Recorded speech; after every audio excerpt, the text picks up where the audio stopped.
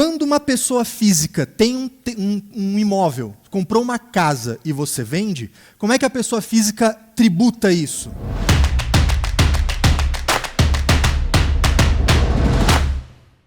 Paga IRPF, Imposto de Renda da Pessoa Física, sobre o ganho de capital. Compara o valor de aquisição com o valor de venda. Tem alguns fatorizinhos de redução ali, tem regra de isenção, regra de redução, mas resumindo a ópera, valor de venda menos o custo de aquisição, tributo o ganho de capital. Esse ganho de capital é de quanto? De pelo menos 15% sobre esse ganho. A gente tem uma tabela progressiva. Ganhos de até 5 milhões paga 15%. A partir disso vai subindo até 22,5%. Ah, Caio, eu queria muito essas alíquotas. Vai estar lá no artigo 1º da Lei 13.259. Caio, eu não anotei. Vai estar gravado. Fica tranquilo. Beleza, pessoa física tributa desse jeito. Ah, mas Caio, e se a pessoa física compra um terreno, constrói e vende? Se você tem o custo do terreno e você tem os custos de construção, importante, tem alvará de construção, tem nota de tudo, que pessoa física nunca tem. Né? Esses custos podem, com total tranquilidade, ser usados para diminuir o teu ganho de capital. Na teoria é isso, na prática, você joga lá um custo de benfeitoria, porque a Receita Federal nunca fiscaliza. Acende uma vela e reza para a santa prescrição e para a santa decadência, e para a Receita Federal estar olhando para o outro lado. Só que se essa pessoa física registra uma incorporação no cartório de registro de imóveis, e aí tem outros gatilhos, registra um loteamento, que não é nosso assunto, se ela constrói, por exemplo, pega um terreno e constrói três casinhas geminadas. Se é uma construção com mais de 2 unidades, ou seja, 3 em diante, ela, para continuar sendo tratada como pessoa física, teria que esperar 5 anos da conclusão, 60 meses, e só depois vender. Ferrou, né?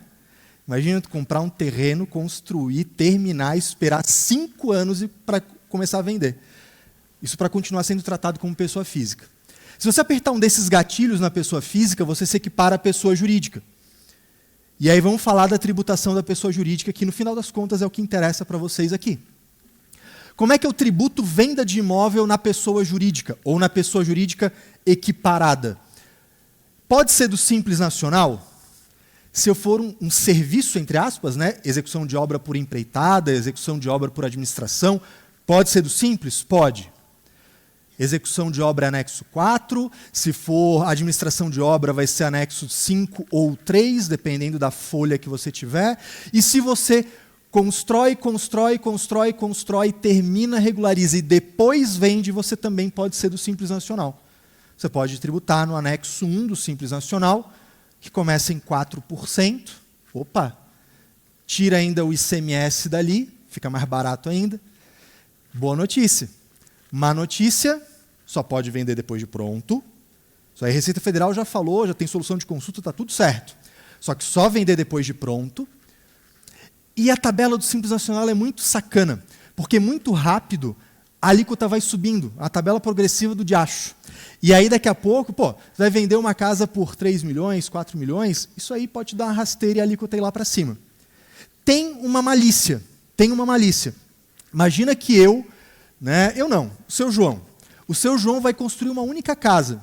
É tipo tacada única. Ele só quer fazer isso. Vai vender a casa por 4 milhões. E ele não tem interesse em fazer isso de novo.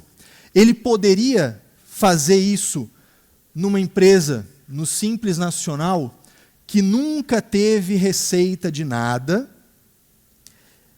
e, assim, tem 1, 2, 3 meses, e depois ela vende uma casa por 3 milhões, por 4 milhões. Naquele momento específico, ele mesmo tendo uma tributação lá de 3, 4 milhões, ele ficaria na primeira faixa do Simples Nacional. 4% menos o ICMS, vamos dizer que vai dar 3% talvez de imposto. Bem baratinho. Mas é uma situação muito específica. Você, empresário, tem que saber que isso existe. Não tem que saber a alíquota na ponta da língua. Você tem que chegar para o teu contador e falar: ô, meu contador, não tem um esquema aí que quando vende imóvel no Simples Nacional, uma vez só, a gente consegue pegar a alíquota mais baixa? Ele tem que saber isso na ponta da língua e te explicar muito melhor do que eu expliquei agora, que foi muito rapidinho. Essa é a função do teu contador. Lembra? Planejamento é pensar antes de fazer? eu estou pensando em fazer. Será que não tem essa possibilidade para o meu caso? E o teu contador vai trazer no detalhe, na vírgula, quais são as consequências de fazer e de que forma dá para fazer isso tendo o máximo de segurança. Agora, o seu João registrou uma incorporação, ou o seu João, mesmo não registrando uma incorporação, ele quer vender antes de estar pronto. Esquece Simples Nacional. Aí a gente está falando daqui. Lucro presumido, lucro real, ou o RET, Regime Especial de Tributação. Incorporação imobiliária, construção para venda ou incorporação imobiliária, no lucro real, em regra geral, não compensa. Em regra geral. Por quê? Porque você vai ter IRPJ e contribuição social, 15% de RPJ, 9% de contribuição social sobre o lucro. E normalmente a tua margem de lucro é bem mais interessante do que a presunção que a gente vai ver. Além disso, você vai ter PIS e COFINS. 1,65 de PIS, 7,6 de COFINS, dá 9,25 essas duas contribuições, que você paga pela receita e toma crédito por alguns custos que você tem. Por exemplo, custo com pessoa física não dá direito a crédito. Agora, se você, a exemplo do que o André trouxe aqui, eu tenho nota de tudo, eu terceirizo equipe com uma PJ e eu tenho nota de tudo. De repente, para você, tem uma boa faixa de créditos de PIS e COFINS. Débito menos crédito ali na diferença pode ser que vale a pena. Mas se a margem for grande, já não vai mais valer. Então, na maioria dos casos, pela margem que a gente tem na atividade imobiliária ou pela informalidade, o lucro real acaba sendo carta fora do baralho. Tá? É bem raro a gente ter. E além disso tudo, você ainda tem que levar em consideração o fator organização. Passar todo mês toda a documentação da empresa, integrar sistema, etc. Normalmente isso é um outro jogo mais para frente, mais estruturado. Tá? Então, a gente costuma ficar no lucro presumido. E o que o lucro presumido oferece para a gente? Tributar sobre a sua receita. Você tendo lucro maior ou lucro menor, a tua tributação vai partir da mesma premissa. Comprei um terreno, comecei a construir, registrei uma incorporação, vendi, preciso pagar PIS, COFINS e IR contribuição social? Não. Você vai tributar pelo regime de caixa, ou seja, só vai tributar o que você efetivamente recebeu. Só isso por si só já é maravilhoso, né? Convenhamos. Né? Para o teu fluxo de caixa, isso já é excelente. O que você tributa? Entre 5,93 e 6,73 de alíquota efetiva. Tá? Essa alíquota efetiva envolve PIS, COFINS, IRPJ e CSLL. Por que tem essa oscilação? Explico. PIS, 0,65% sobre a receita recebida. COFINS, 3% sobre a receita recebida. Aí começa a brincadeira. Contribuição social. Você pega a tua receita recebida, vezes 12%, que é para chegar na base de cálculo, vezes 9%, que é a alíquota.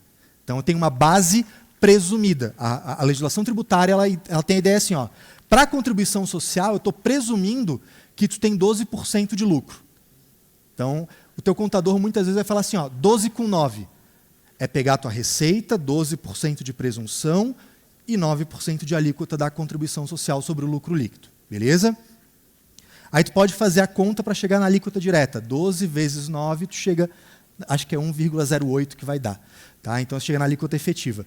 IRPJ, mesma dinâmica. Tu pega a receita recebida, aplica 8% de presunção e nessa base presumida, 15% de alíquota.